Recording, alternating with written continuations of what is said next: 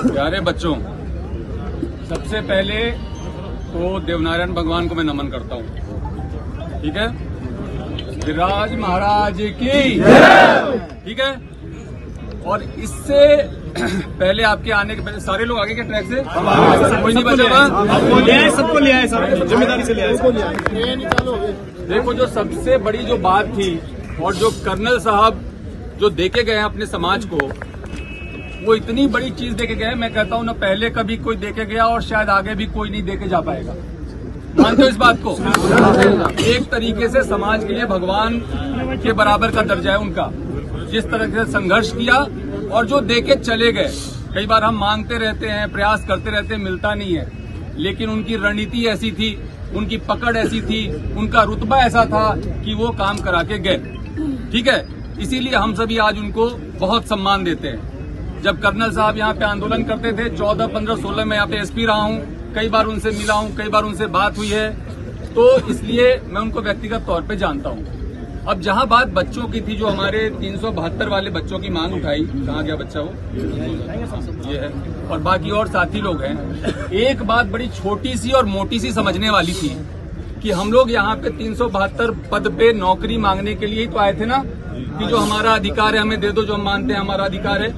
और जाकर के जब हम ट्रैक पे बैठ गए तो क्या होगा, उसका परिणाम पता है आपको? जीवन भर नौकरी नहीं मिलेगी। समझते हैं इस बात को? रेलवे एक्ट का मुकदमा लेगा तो जीवन भर नौकरी नहीं मिलेगी, तो हम कर क्या रहे हैं? और मैं इसलिए वहां से चल के आया।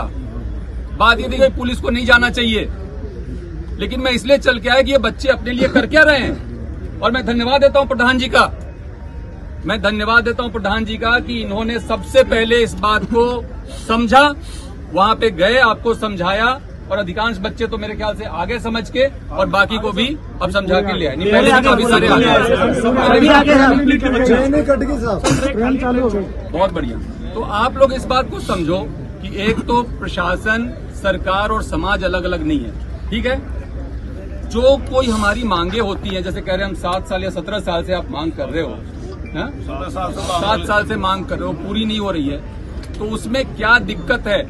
आपका पॉइंट ऑफ व्यू क्या है, सामने वाले का पॉइंट ऑफ व्यू क्या है? इसको क्लियर करने के लिए आज जो एक घोषणा हुई, जो मैंने सुना कि एक मंत्रिमंडलीय कमेटी का गठन हुआ है, जो कि स्थायी कमेटी है, वो एक बार के लिए नहीं बना है। वो हर 3 महीने पे मीटिंग करेगी और पहली मीटिंग इसी मंथ होगी, इसी जून माह में होगी। तो वहां तो आपकी बात सबसे पहले रखी जाएगी ना। तो इतना ज्यादा उद्वेलित होने वाली बात थी नहीं, और फिर भी अगर आपके दिल को चोट पहुंचा, मैं समझ सकता हूं। हम लोग सभी रोजगार के लिए बहुत, हमने भी संघर्ष किया है। हम भी कॉलेज में पढ़े, दिल्ली जाके पढ़े, नौकरियों के लिए कंपटीशन दी, फिर नौकरी हुआ तो नौकरी में हमें पता है कि एक बेरोजगार का दर्द क्या होता है। लेकिन साथ ही साथ अगर ये दर्द था तो थोड़ा सा धैर्य रखना चाहिए था, मैं मानता हूं। और मैं कोई आपसे दूर नहीं हूं, प्रशासन आपसे दूर नहीं है, कलेक्टर साहब, एसपी साहब आपसे दूर नहीं है, और न सरकार आपसे दूर है। मैं आपको कहना चाहूंगा, आपकी जो महापंचायत थी उसमें आपका बिंदु था, जितने भी उसमें पॉइंट्स तय हुए, आप देखिए तो 9वीं अनुसूची में कैबिनेट से प्रस्ताव पारित करा के भेजने की बात हुई। एक ये मन में हमेशा डर रहता है ना सबके कि कहीं हमारा आरक्षण खत्म नहीं हो जाए। ठीक है, तो वो 9वीं अनुसूची में डालने के लिए कैबिनेट से प्रस्ताव पारित करने की बात पे लेकर के सरकार ने अपनी सहमति व्यक्त की है, जो कि पहली बार हुआ। इसके साथ ही जो मुकदमे वापसी की बात है, जिससे हम सभी लोग परेशान रहते हैं, हमारे बच्चे परेशान रहते हैं, उसमें केवल बेलेबल ही नहीं बल्कि जो दूसरे जिसमें कि नोटिस दे करके भी कार्रवाई की जा सकती है, उसके भी डिस्पोजल की बात और सहमति दे दी गई है।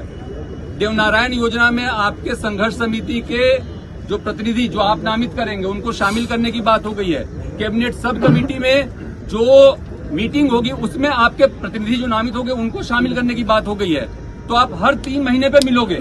आप जो कह रहे हो हमारी कोई बात नहीं सुन रहा, हमारी कोई बात नहीं समझ रहा, हमारी लॉजिकल बात है, वो हर 3 महीने पे सवाल पूछने का आपके पास मौका होगा। तो मेरी कोई बात पे आपत्ति है क्या? और इस देश में गांधी जी जैसे, गांधी के देश में अगर गांधीवादी तरीकों को छोड़ करके हम दूसरे तरीके पे जाएंगे और बिना सोचे समझे जाएंगे तो अपना भविष्य अंधकार में डाल रहे हैं। तो मेरे को बच्चों इतनी बात कहनी थी। आप सभी बहुत समझदार हैं, पढ़े लिखे हैं, मैं आपका बड़े भाई जैसा हूं। अगर आप बड़े भाई की राय को मानते हैं, अभी आप लोग जो भी यहाँ बैठ के अपना तय करेंगे नीति रणनीति, उसके बारे में मुझे कुछ नहीं कहना, लेकिन मैं कहूंगा कि जो भी निर्णय लिया करो उसमें अपना भला तो पहले सोच लिया करो, जिससे कि आपका बहुत भारी नुकसान नहीं हो जाए। तो इतनी